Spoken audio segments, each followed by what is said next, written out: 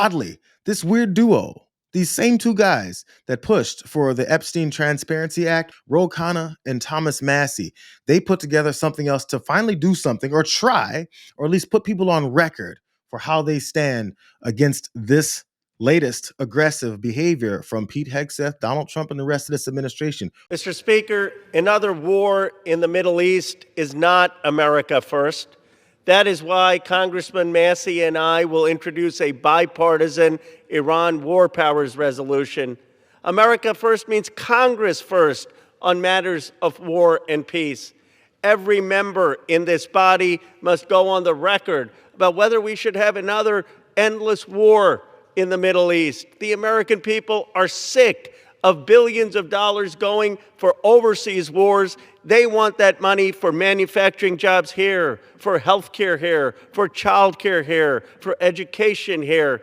There is no doubt the Iranian regime is brutal in killing protesters and murdering their own people. But an American war will only inflame nationalism and will not prevent them from getting the bomb. We need a better approach. We need to focus on our country's economic development. Khanna, Thomas Massie, forcing a vote with this Iran war powers resolution, because as we know, and I think we're quickly forgetting, Donald Trump, the president of the United States, can't unilaterally just declare war and get to attacking anyone that he wants, despite the way he's acting. He can't do that. So maybe just to drive that point home, this Iran war powers resolution is trying to be put forward before Donald Trump goes ahead and pulls that trigger and has this next political fight here at home before he then goes and starts attacking another country. This is the bad news about that. Not unexpected, just bad news. Ida Chavez, who's a journalist and writes for me these exposed folks like this, pointed out top Democrats are working behind the scenes to stop a vote on the Khanna Massie War Powers Resolution, a vote that would force every member of Congress to go on the record over Trump's potential regime change war, that is, in Iran. Top Democrats, the two faces that you just saw there, the leader in the House and the leader in the Senate, Chuck Schumer, and I'm already blanking on his name now. Hakeem Jeffries, Chuck Schumer, and Hakeem Jeffries. They're looking to stop this.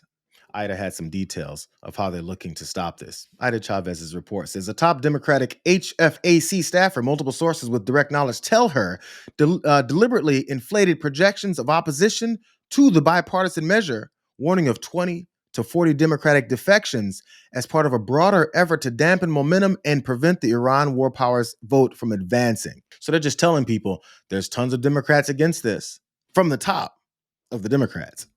Khanna and Massie had initially planned to force a vote on the resolution this week, but Democratic leadership is now saying that they expect the vote to be delayed until next week or even later. So that postponement comes as this Trump administration is looking to prep these unauthorized military actions into Iran, as I pointed out a minute ago. A little bit more, though, because this is how the game is played. And I understand that this is the thing.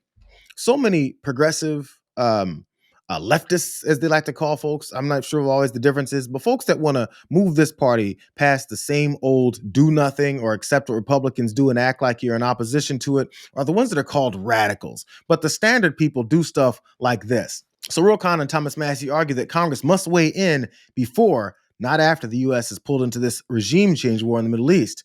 The resolution would require explicit congressional authorization for any military action against Iran, a vote that could become one of the most consequential foreign policy decisions in recent congressional history. I mean, maybe to stop more wars.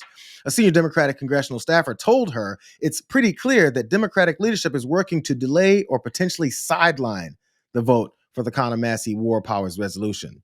They said, if you've been around the Hill, this is a familiar playbook. So as we're fighting all of these, fascists in the White House from carrying out more wars while they're also attacking American citizens and also destroying the economy and also destroying our education system, that are firing folks who just don't give a damn about anything, stealing our information, trying to set up rigging of elections, trying to set up aggressive tactics around our election systems. As all this is happening, these two like to talk a big ass game, but at the same time, behind the scenes, they're trying to dampen any support to stop this same fascist in the White House from yet attacking another country, because attacking that country is in their interest, because they also work for Benjamin Netanyahu, apparently. Maybe there needs to be one of those things where it's an actual revolution in this country, and all these folks who are about protecting pedophiles, who are about protecting Benjamin Netanyahu, who are about protecting Donald Trump. Maybe it's about time that all these folks are called out to the degree that they deserve to be called out, and they get the hell out of here. Last thing, just as of today, there's a press release. And maybe this is more of the bad news. It all depends on when Hegseth and them plan on pulling this trigger. But apparently, as soon as Congress reconvenes next week, this press release from House Democratic leadership says, we will compel a vote of the full House of Representatives on the bipartisan Khanna Massie War Powers resolution. And they point out the same things of what that would do. They need congressional approval. He can't just go off and do everything he wants, but they're going to push it to next week. Just like the reporting said that they might try and delay it, just so that maybe it gives Donald Trump that window to then do what he wants. And then leadership can step forward and say, I can't believe Donald Trump is doing what he wants. Can't believe he's starting another war. Hey, you're going to give me some more money so that you can vote for us in the midterms and maybe we can beat this guy? That's the playbook.